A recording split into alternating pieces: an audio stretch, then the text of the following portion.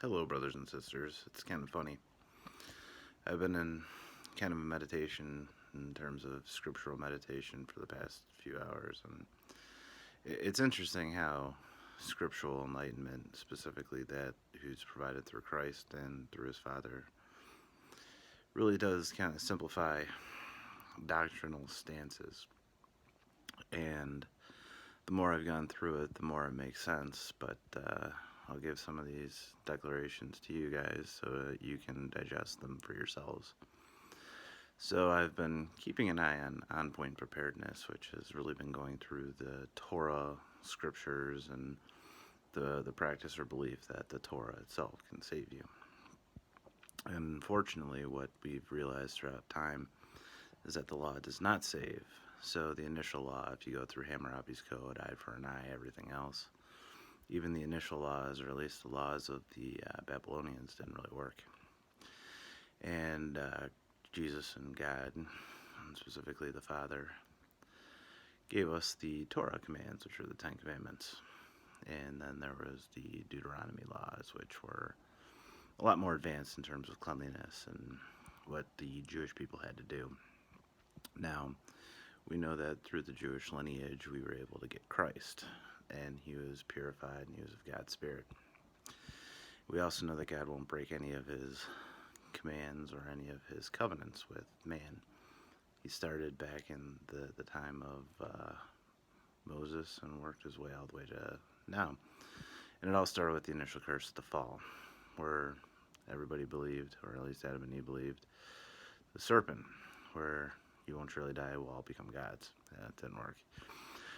But if you look at the way that people live nowadays, people worship what they want to worship. So in essence, they are gods of their own kind, right? And some people are happy and some people are miserable.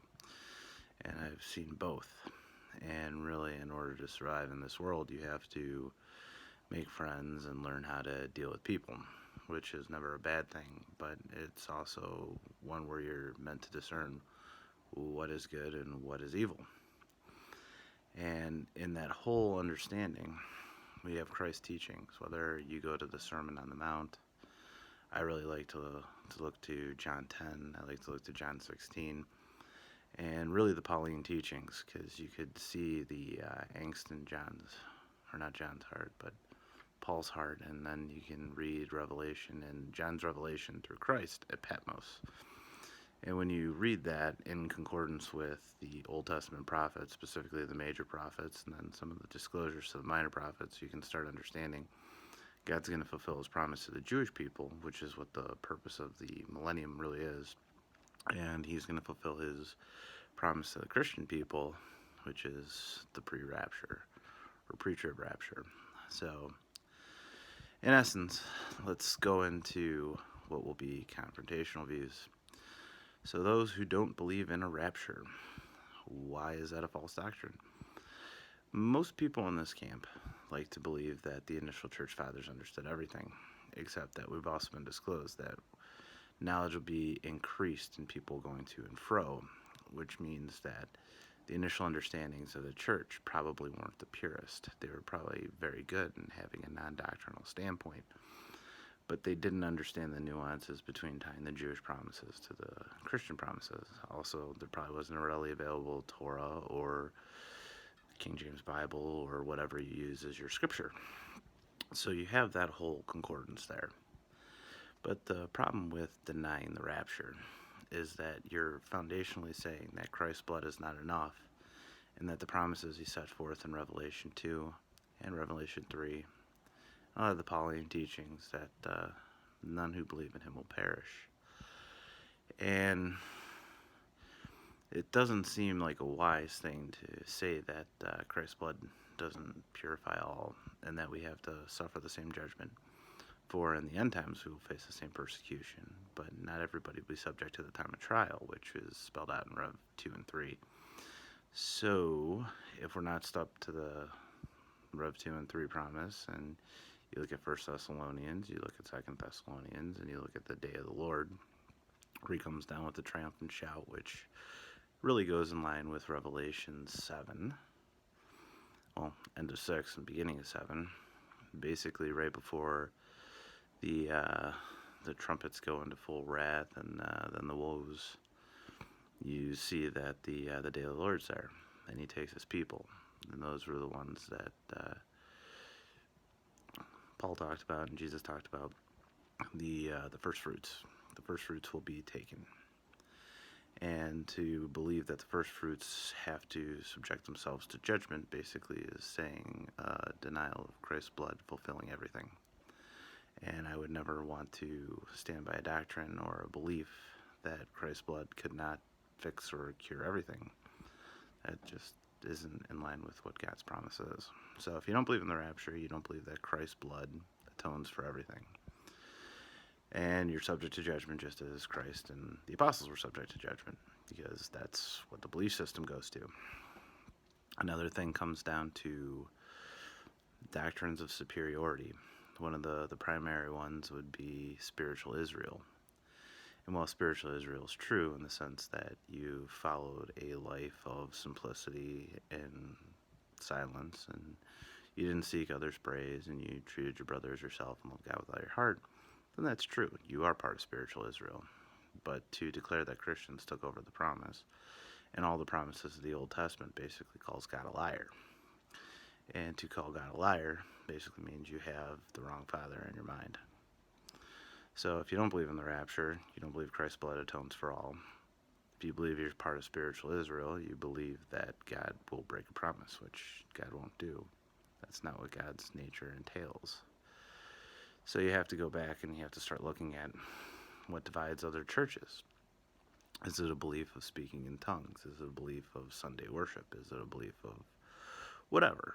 And you can start breaking it down. The Catholic Church believes in following church law and following catechisms and reciting rants such as the Prayer of Mary, where they do the recitals, the Hail Marys, and everything else. That's ranting. That's babbling. It's not scriptural. And you go into speaking in tongues. It's babbling. It's ritual. And then you go into rote tithing and preaching the exact same thing over and over again. That's rote preaching. That's babble. No. We were called to feed the hungry, clothe the poor, take care of our brothers and sisters, and to first and foremost love God with all of our heart. Now the problem is the modern day church hasn't really paid attention to it. And as all these different thoughts and ideas have come around, it really comes back down to the simple premise. Simple premise is that God created man. God allowed all choice to be present on the apple. Man chose to take the bait. Did it through a supernatural influence. The supernatural influence was Satan. Satan tried to plead his way back through Enoch. He didn't get the plea. He condemned himself to the lake of fire. That's what we know. Now, you also have to remember, he also comes as a beacon of light. So if you follow the Masonic teachings or any of the Enlightenment teachings, what it really comes down to is God is in you. And if you believe any sort of spiritual Christianity where you think that you are Christ or Christ is you, then you're falling victim to the same thing. It's not about yourself. It's never been about yourself. So the whole idea of Enlightenment theology really comes down to virtues and setting a precedent and doing something that others haven't done. It's really a pride-based system. So what is the initial fall? The initial fall is that you can save yourself. The great deception isn't anything more than just you thinking you can save yourself. It's probably not going to be aliens. It's not going to be anything else. It's going to be what you deem as your deep and heartful self versus the world. And when that happens, you can see it in America. The far right and the far left are so crazy right now. They'll destroy themselves. And that's the next flood. The next flood is people killing people. And what you have to look to is who's the largest group of people that could survive such an endeavor. And I've looked at a lot of mentalities, and the only one that I can come up with is Islam. It's the pure reverse of Christianity. It's the one where Satan can be like the Most High, and that's where I really think they'll unite and be a force to reckon with. And it would be in accordance with Daniel, which is what we've always been told, is to look for the abomination of desolation. And we can look at it for the Temple Mount. The Temple Mount's probably the Roman fortification, but we can look at it in ourselves. And I can even see it in the TVs and everything else. I mean, if you really go into witchcraft and everything else, mirror, mirror on the wall, who's the greatest of them all? And you start looking at your television and what you watch and what entertains you and who makes the greatest, right? Television does, right? So we're all looking into these black mirrors to figure out what makes us us and what makes us great and what's everything else, so that we're happy and we think we've got an understanding of everything. But we don't. I mean, the true understanding of everything is to understand what makes life continue. And understanding what makes life continue is coded in the creation. That's why when Jesus gave his parables, it was very easy to see that he was wiser than everybody else who taught before him. And when you look into creation, what would make a sustainable society? Well, we'd be agrarian. We'd take care of each other. We'd be in smaller communities. We would love each other. We'd have children. We'd follow traditional relationships. We'd have compassion. It's one of those.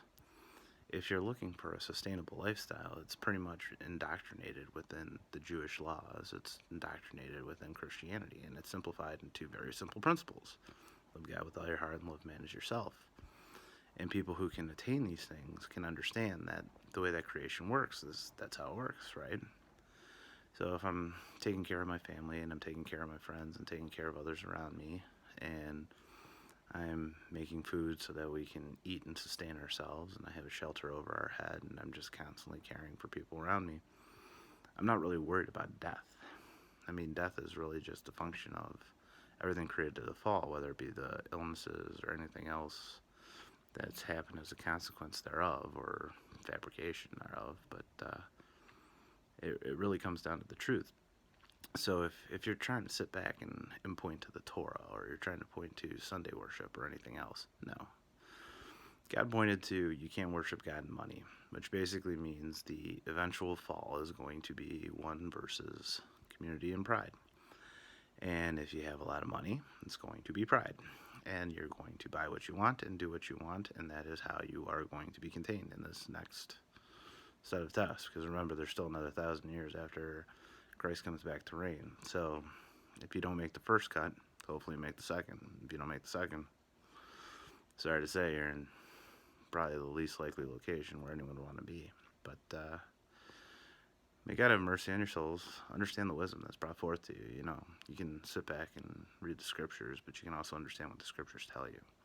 And most people don't step back and say, okay, what are the scriptures telling me? When I got into that, I was pointed to the time of Jacob's trouble. I was also pointed to the Odyssey. And how do you make these things bounce back into a system that's sustainable? And if you don't start thinking about the sustainability principles, you'll find yourself distracted by other things. And I've had friends who follow the iPad Go 2, which I haven't even watched it, nor will I bother wasting my time. I'm more interested in watching against the kingdoms versus kingdoms, and that's kind of happening in this current time frame. We've never had such a divisive political environment around. And Europe's breaking out and pushing for their own army under Macron. The Brexit's still a challenge to the whole system. You've got the U.S. going into isolationism. You've got Asia kind of blocking off themselves. I mean, even China and Japan can't get along, and then you got Taiwan and all these other issues. And all these contentious hot zones, which are the Nimrodian system known as the United Nations or the UN. They're all going at it, and the thing is there's these ceasefire zones, or these hotspot zones, and Israel's one of the most contentious because the Gaza Strip and Israel and the Golan Heights and everything else. I mean, if you look at the wars, technically Israel should extend into its perfect land, but no, they have these hot zones where they take control of the Golan Heights and these various other locations, but they don't cede control, or at least take control, right? So they take the military might, but they give the lands to somebody else. Then they restrict the people, and the people get upset, and that's where a lot of this peace and security issues come from. And it's plain as day if you know Scripture and you know where the hostilities are lying. So the Palestinians are never going to be happy unless they have Jerusalem as their capital. And Israelis are never going to be happy unless they get the initial promised land that they think they are deserving of. The Kabbalistic Jews are never going to get along with the traditional Jews, right? There's all these different mentalities that are just in complete difference to each other, and that's because the foundation isn't simple. For Christians, our foundation should have always been simple. It's we're saved by Christ, and through that, we get reconciled to the Father. But that's only if we do the will of the Father, which is to love Him with all His heart and love others as ourselves. Remember, the seating of the good and the evil and the final judgment, as it's been stated in Matthew 24 and 25. Did you clothe me? Did you feed me? Did you help me out when I was in a time of need? Did you visit me in prison? These were the things that Christ separates the wheat from the tares, the sheep from the goats. Because a person who doesn't care about somebody else won't feed or clothe or do anything for other people. They're just going to do what makes them feel good. So, in all the nature of things, know the foundation of your document, know the foundation of your doctrines. If you're focused on something that builds yourself up or predicates you being above somebody else, whether it be the Christian religion by itself, and you're not looking for rapture, and you're building up a spiritual faith of pride, you're probably not born of Christ. You are probably born with a weak root where you built the pride to take over what you see as the fitting people who belong to God. But you know what? I don't want to determine what God wants. I'd rather Him choose what He wants. And I know very simply it was shown by Jesus on the cross when He had the two prisoners, and the one prisoner said, "Hey, get us out of here." The other one said, "I deserve what I got. Take mercy on me." And Jesus looked to the guy who said, "Take mercy on me," and said, "Come join me in paradise." I can work. Jesus can work with somebody who has a spirit of humility and recognizes their fall. But I can't work. Jesus can't work with somebody who doesn't have humility or those bases, because that's just not foundationally accurate. So if you have the love of Christ in your heart, open up to humility, open up to the Spirit. The time's coming, and there's nothing any of us can do to change it, but keep our eyes on Christ and keep our eyes on the Father, because when the day of the Lord hits and Revelation 6 and 7 go into full effect, it's not going to be pretty. But God bless you all.